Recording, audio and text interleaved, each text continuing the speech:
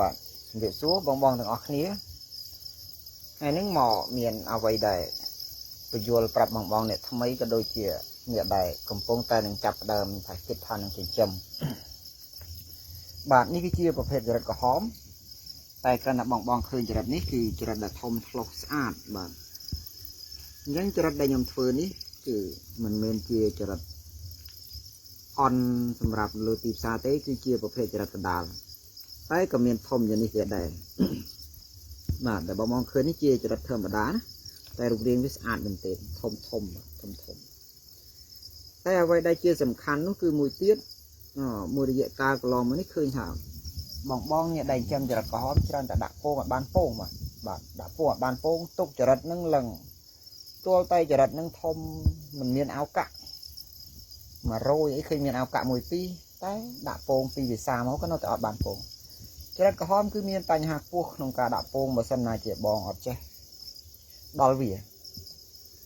មុននឹងដាក់ពងគឺយើងត្រូវធ្វើដូចជាមានស្លឹកឈើដែលប្រភេទជឿឲ្យវាស៊ីសិនបងខ្ញុំលើកឧទាហរណ៍ថាយើងត្រូវមានជាតកួនមានជាផ្ទី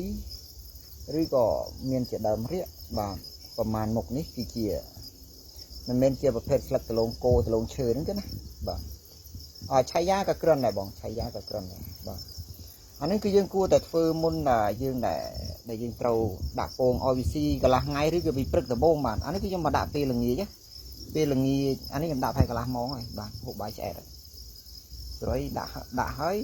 លាងដៃលាងជើងទៅហូបបាយរួចបានមកថតនេះឃើញថាបងមើលឃើញហើយកន្លះម៉ោងវាឡើងមើលត្នេះហ្នឹងមិនមើលបាទឡើងនឹងរូបកន្លែងអត់បាននោះជីកកគ្នាមើលចរិត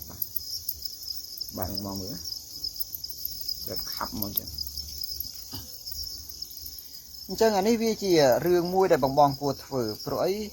ចរិតมันអាចដាច់ស្លឹកឈើទេបើដាច់ស្លឹកឈើវាក៏មិនបានជាពងល្អដែរពួកចរិតក្រហមនេះគឺអានេះដោយសារតែបទពិសោធន៍ខ្ញុំធ្វើមកឃើញថាវាមានផលល្អនៅក្នុងការឲ្យស៊ីស្លឹកឈើបង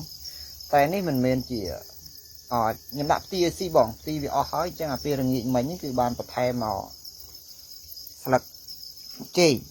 តែស្លឹកទីវាចង់អស់វានៅក្រោមបងនេះដើមផ្ទីដែលខ្ញុំទៅតែនឹងកាប់ដាក់នេះអានេះកាប់ដាក់ពីព្រឹកបាទស្លឹកចេកនេះដាក់ក្រោយទេបាទដើមផ្ទីហើយថ្ងៃហ្នឹងក៏អត់បានលាយចំណីឲ្យស៊ីដែរចំណីខ្ញុំលាយពីម្សិលមិញបាទអញ្ចឹងទាំងអស់នេះគឺយើងត្រូវធ្វើប្រមាណមុខនឹងឯងហើយចរិតយើងគឺអូខេបងព្រឹកឡើងគឺទទួលបានពងល្អបាទហើយពងចរិតក្រហមបើយើងឲ្យស៊ីមិនថាចរិតក្រហមចរិតខ្មៅទេគឺយើងត្រូវធ្វើដូចគ្នាបងធ្វើដូចគ្នាមកយើងកុំខ្ជិលរឿងរស់លឹកឈើហ្នឹងបើថារោមបានអាហ្នឹងនឹងធ្វើមិនទេបងបាទព្រោះតំបន់ខ្លះវាអត់មានតែបើរស់លឹកឈើអត់បានដើមចេកបងជំរឿនទៅគឺដើមចេកដាក់ឲ្យវាស៊ីមុនព្រោះអីឲ្យពងវាមានជាតិទឹកអញ្ចឹងវាអាការដែលពងហើយចុងក្រោយមួយទៀតគឺផេះហ្នឹងតែម្ដង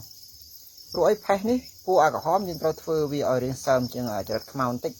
បើសិនណាជាផេះស្ងួតអត់ប្រកែអត់ល្អទេណាបងបាទអត់ប្រកែអត់ល្អទេ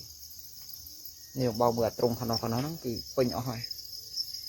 បាទពេញអស់គេដាក់បន្តហើយចាក់ដីក៏ប្រហែលថ្ងៃនេះមកមានញឹកនឹងចាក់ដីបងនេះបងមើលអាកន្លែងរោងដែលលិចទឹកឆ្នាំតែមិញមើលវនុកដីបងនោះអានោះផ្ទះគេដាក់ទៅសອບទៀតដីចាំមើលថ្ងៃខ្ញុំនឹងនេះបងឃើញ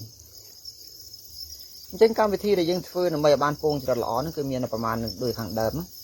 សម្រាប់បងដែលនៅមានចម្ងល់ក៏ឆាតចូលមកក្នុងនេះអញ្ជើញខ្ញុំមកខ្ញុំទាំងនឹងតបទៅឲ្យបងវីដេអូនេះគឺចង់បង្ហាញសម្រាប់តែដែលយើងគួរធ្វើយ៉ាងណាដែលមុននឹងដាក់ពងហ៎បងអញ្ចឹងអរគុណច្រើនយើងនឹងចាំជួបគ្នានៅឱកាសក្រោយ